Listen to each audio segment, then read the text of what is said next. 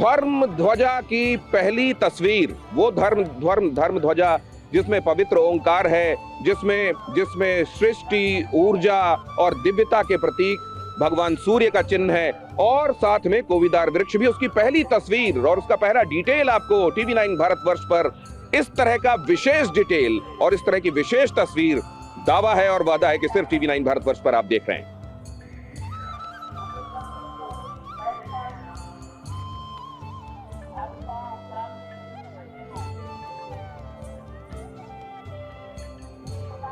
और वो जगह है जहां वो शिखर का वो बिंदु जहां पर इस ध्वज को स्थापित किया जाना है, वहां भी आपको बहुत जल्द हम ले चलेंगे। यहां पर जब ध्वज का पूजन हुआ, ध्वज का पूजन भी बिल्कुल उसी तरीके से हुआ जिस तरीके से भगवान का पूजन होता है। उसी तरीके से स्नान कराया गया, पंचगव्य से स्नान, गंगा जल से स्नान, पुष्प जल से स्नान, अलग अलग 101 तरीके के अलग अलग पवित्र जलों से स्नान कराने के बाद, इसमें गंध, अक्षत, पुष्प वगैरह चढ़ाने के बाद, और उसके बाद 5 दिन का ये लगातार अनुष्ठान हुआ है, जिसमें श्री गणेश अथर्व शीर्ष से और विष्णु सहस्त्र नाम के मंत्रों से आहुतियां डाली गई हैं। और अब ये ध्वज पवित्रीकरण के बाद, इसमें प्राण प्रतिष्ठा के बाद अब ये स्थापित किया जाएगा। विपिन चौबे हमारे संवाददाता ने आपके लिए ये खास रिपोर्ट भेजी है। विपिन चौबे हमारे साथ हनुमानगढ़ी से मौजूद हैं, साथ ही मौजूद हैं हमारे संवाददाता अभिजीत ठाकुर भी रामपत से, लेकिन उनके पास जाने के पहले रिपोर्ट देखिए। तमाम राज्यों से आए कलाकार अपनी प्रस्तुति दे रहे हैं, क्या बजा रहे हैं ये सुना जाए। बजाइए जरा, बजाइए।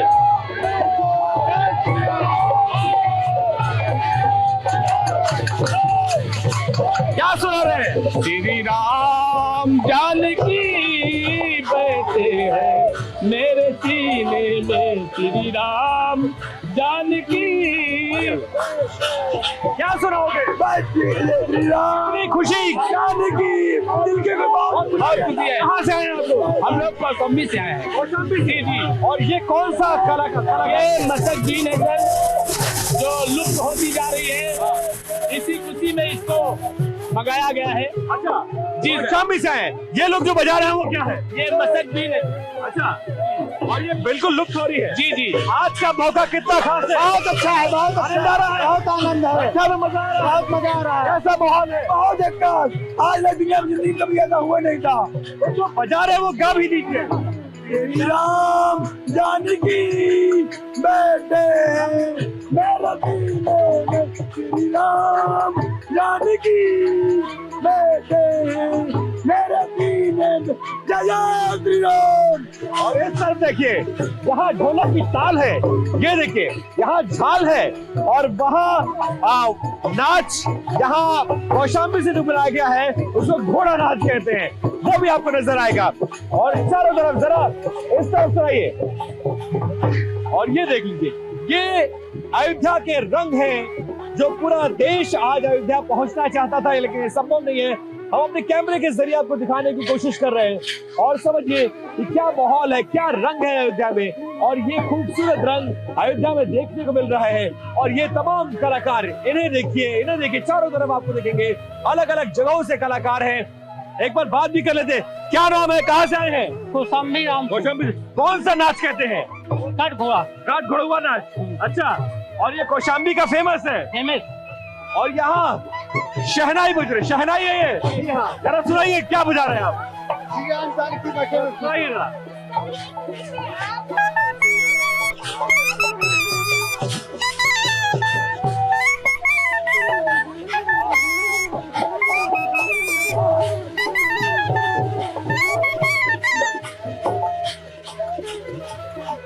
तो इस तरह के नृत्यों, रंगों के जरिए अयोध्या की छटा देखते ही बन रही है। अलग अलग राज्यों से, अलग अलग जिलों से कलाकारों को बुलाया गया है, और वो आज के दिन अपनी प्रस्तुति दे रहे हैं। कैमरा पर्सन सुभाष के साथ विपिन चौबे, टीवी 9 भारतवर्ष, अयोध्या। अलग अलग राज्यों से, अलग अलग जगहों से लोग कलाकार यहाँ पहुंचे हुए हैं। अयोध्या की सतरंगी छटा को और भी बहुरंगी बना रहे हैं ये लोग कलाकार, और इनका उत्साह देखिए। श्री राम जानकी बैठे हैं मेरे सीने में, साथ में इस बात की परवाह भी कि वो कलाएं जो लुप्त होती जा रही हैं उनको पुनः मुख्य धारा में लाया जाए। ये जिसको कई जगहों पर शादी और ब्याह के पवित्र मौकों पर भी दिल घोड़ी के तौर पर कहा जाता रहा, घोड़ा नाच कहा जाता रहा, अलग अलग जगहों पर अलग अलग तरीके से इसको पुकारा जाता है। वह भगवान जो अपने सही स्थान पर मंदिर में आ गए हैं, उसकी एक प्रकार से सूचना विश्व को और जो आराधक हैं, जो श्रद्धालु हैं, उनको दी जा रही है कि अब निर्माण कार्य पूरा किया जा चुका है। राम मंदिर का ध्वजारोहण नहीं हो रहा, यह राष्ट्र मंदिर का ध्वजारोहण हो रहा है। राम मंदिर पर होने वाला हर नया कार्यक्रम राष्ट्र के निर्माण की दिशा में एक महत्वपूर्ण कदम सिद्ध होता है। राम विवाह पंचमी राम जन्मभूमि मंदिर के शिखर पर ध्वज चढ़ाया जाएगा। राष्ट्रीय स्वयंसेवक संघ के सरसंघचालक मोहन भागवत, देश के प्रधानमंत्री श्री नरेंद्र भाई मोदी, उत्तर प्रदेश की राज्यपाल महोदया और उत्तर प्रदेश के माननीय मुख्यमंत्री इस अवसर पर उपस्थित रहेंगे। माननीय प्रधानमंत्री महोदय और श्रद्धेय सरसंघ चालक जी के हाथों वहाँ पर ध्वजोत्तोलन होगा, ध्वजारोहण होगा। हमारी परंपरा में ध्वजारोहण को सर्वोच्च क्षण माना जाता है। ध्वज की महिमा हमारी इस पूरी परंपरा में बहुत बड़ी है। मंदिर के ऊपर शिखर होता है, लेकिन शिखर के भी ऊपर ध्वज होता है। दूर से ध्वज का दर्शन करने से ही देवता का दर्शन होने का पुण्य प्राप्त हो जाता है।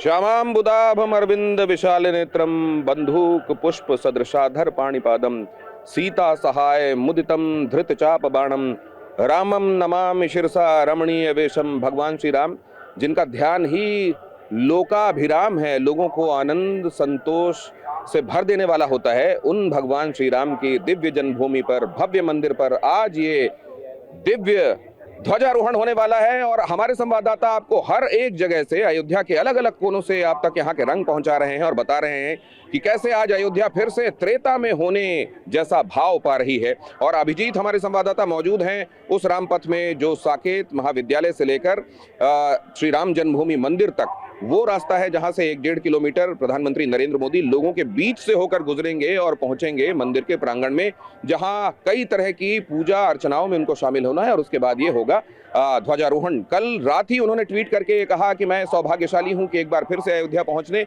और वहां ध्वजारोहण का कार्यक्रम में पूजा अर्चना करने का मौका मिल रहा है। भगवान राम इस राष्ट्र की चेतना, इस राष्ट्र के मूल्यों को, यहाँ की गरिमा को और यहाँ की मर्यादाओं को प्रदर्शित करने वाले हैं और उन्हीं की ध्वजा फहराई जाने वाली